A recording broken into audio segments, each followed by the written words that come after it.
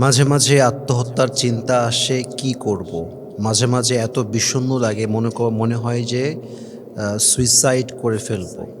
এই চিন্তার থেকে মুক্তি পাবো আসলে কেমন করে? I think that's a very important question especially for all the young people. বেশিরভাগ যুবকদের প্রশ্ন, বেশিরভাগ বোনদের প্রশ্ন যে মাঝে, মাঝে মানসিকভাবে এতটা ভেঙে পড়ি যে মনে হয় যে আমি সুইসাইড করে ফেলবো। মনে হয় যে আত্মহত্যা করে ফেলবো। ইভেন আমি আমার লাইফে অনেককে দেখেছি যে আত্মহত্যা ফাইনালি করেই ফেলেছে। আমারও একজন ছাত্র ভাইকে দেখেছি, একজন হাফেজ ছেলে কোনো একটা ডিপ্রেশনে এসে শেষ পর্যন্ত সে সুইসাইড করেই ফেলেছে। সো আজকে আমরা এই প্রশ্নের উত্তর দেওয়ার চেষ্টা করছি। ফার্স্ট অফ অল আমি বলব যে আত্মহত্যা মানুষ বেসিক্যালি কেন করে? আত্মহত্যা ঠিক তারাই করে যাদের দুনিয়ার প্রতি সবচেয়ে বেশি এক্সপেকটেশন থাকে। আত্মহত্যা তারাই করে যারা বেশিরভাগ ক্ষেত্রে বিশ্বাস করে বিশ্বাসঘাতকতার শিকার হয়। আত্মহত্যা তারাই করে যারা জীবনে বারবার ব্যর্থ হয়। আত্মহত্যা তারাই করে যারা তাদের জীবনে কোনো মানুষকে চোখ বন্ধ করে অন্ধের মতো বিশ্বাস করে।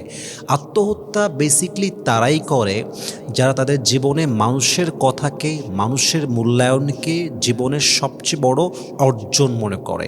বিশ্বাস করেন আমার কথা, যার কাছে আল্লাহ এবং তার রসুলই প্রিয়, যার কাছে আল্লাহর ভালোবাসাটাই সবচেয়ে ইম্পর্ট্যান্ট, যার কাছে কবরের জীবনটাই হচ্ছে আসল জীবন, যার কাছে চাওয়া এবং পাওয়া মানেই হচ্ছে একমাত্র আল্লাহ তাআলা, এমন কোনো মানুষ জীবনে কখনোই সুইসাইড করতে পারে এটা আমি বিশ্বাস করতে পারি না। কথা ঠিক আছে কিনা বলেন আপনারা সবাই? একমাত্র আত্মহত্যা তারাই করে যাদের দুনিয়ার প্রতি আশা অনেক বেশি। আত্মহত্যা তারাই করে যাদের আল্লাহর প্রতি বিশ্বাস কম, যাদের মানুষের প্রতি আস্থা বেশি, যাদের মানুষের প্রতি চাহিদা বেশি। এরা অলওয়েজ ডিপ্রেশনে থাকতেই থাকে। অমুকে কেন আঘাত দিল, আমাকে কেন আমার বিশ্বাস ভাঙলো, ওইটা কেন হলো, এইটা কেন হলো, অভিযোগ আর অভিযোগ, না পাওয়া নিয়ে অভিযোগ, ছ্যাচড়ার মতো সারাদিন অভিযোগ করতেই থাকে। এবং দিন শেষে এই মানুষগুলো জীবনের মূল্য না বুঝে আত্মহত্যা করে শেষ করে ফেলে জীবনটাকে। সো আপনাকে বুঝতে হবে যে মানুষের জীবনে যদি মানুষ একমাত্র আল্লাহকে আপন বানাতে পারে, জীবনের কোনো না পাওয়ার কষ্ট, জীবনে কোনো বিশ্বাসঘাতকতার কষ্ট, কোনো কষ্টই তাকে আত্মহত্যা করাতে পারে না। ভেরি ক্লিয়ার কাট কথা। এখন আসেন যে আমরা এই চিন্তা থেকে মুক্তির জন্য কোন স্টেপটা নিতে পারি। ফার্স্ট অফ অল বলবো, যদি আত্মহত্যার চিন্তা থেকে বাঁচতে চান, আল্লাহর রহমত থেকে নিরাশ হবেন না।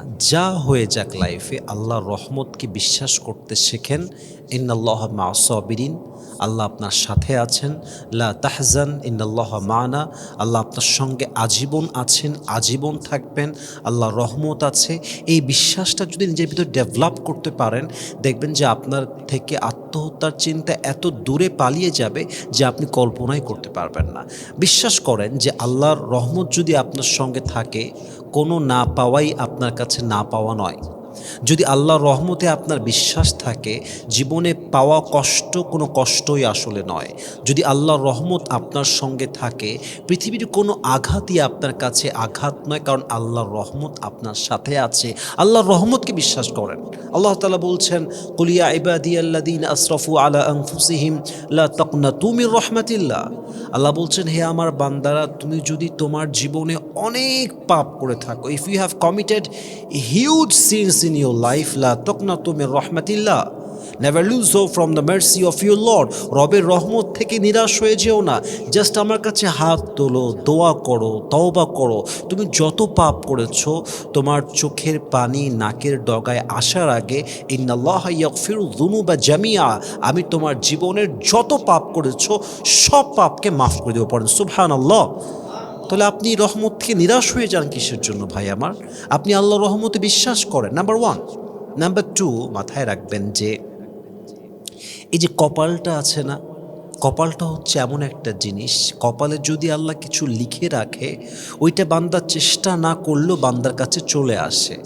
আর কপালে যদি আল্লাহ কিছু লিখে না রাখে, যদি আল্লাহ সিদ্ধান্ত ফাইনাল করে ফেলেন যে আল্লাহ এটা আপনাকে দিবে না, ওইটা আপনার সাধ্যের বাহিরে হারিয়ে যাবে, ওইটা হাজার ট্রাই করলেও হয়তো বা আপনি পাবেন না, কারণ এটা আপনার কপালে লেখা নেই।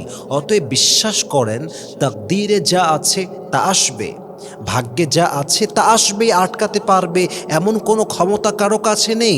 আর যা নাই হয়তো হাজার ট্রাই করলেও আমি আসবে না। অতএব যা পেয়েছি তাতেই শুকরিয়া আলহামদুলিল্লাহ, যা পাই নাই তাতেও শুকরিয়া আলহামদুলিল্লাহ, কারণ আমার রব আমার জন্য কখনো ভুল সিদ্ধান্ত নিতেই পারে না। এই বিশ্বাস যদি রাখতে পারেন, আপনাকে আপনার জীবনে কোনো আঘাত কখনো ভাঙতে পারবে না।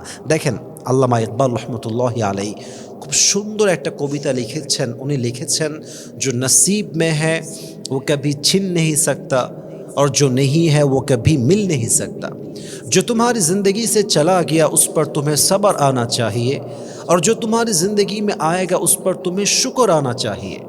रब की फ़ैसले अक़ल से कभी तोले नहीं जाते, ये दिल के ईमान से समझे जाते हैं। जो बुरा वक्त है वो भी लिखा हुआ है, और जो अच्छा वक्त है ज़िंदगी में वो भी लिखा हुआ है। अगर तुम कहते हो कि बुरा वक्त आएगा नसीब में तो मैं क्या करूँगा, तुम कहते हो कि बुरा वक्त आएगा नसीब में तो मैं क्या करूँगा, और मैं तुम्हें कहता हूँ कि खुदा पर यकीन रखो बुरा वक्त ही कभी नहीं आएगा। What an amazing words it is, কত অসাধারণ কথা তার। যা কপালে আছে আসবেই, আল্লাহ যা আপনার জন্য উত্তম লিখে রেখেছে তা হবে।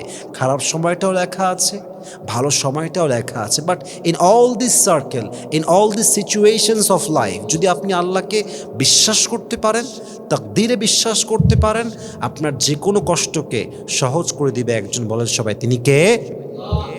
আল্লাহর রহমত থেকে নিরাশ হওয়া একটা কুফরি। মাথায় রাখবেন, যদি আপনি ৫ ওয়াক্ত নামাজি হতে পারেন, জিকির করতে পারেন, কোরআন তেলাওয়াত করতে পারেন, প্রপার টাইমে নামাজটা পড়তে পারেন, মানুষের প্রতি কোনো কিছু পাওয়ার এক্সপেকটেশন কম রাখতে পারেন, পরিবারের প্রতি চাহিদা কম রাখতে পারেন, জাস্ট মি অ্যান্ড মাইসেলফ, আমি এবং আমি, আমাকে খুশি হতে হবে, আমাকেই হতে হবে, আমার সুখের চাবিকাঠি অন্য কেউ হবে না, আমার সুখের চাবিকাঠি আমি হব। আমি চাইলে হাসবো, আমি চাইলে কাঁদবো। কেউ হাসাচ্ছে বলে হাসবো তা নয়, কেউ কাঁদাচ্ছে বলে কাঁদবো তা নয়।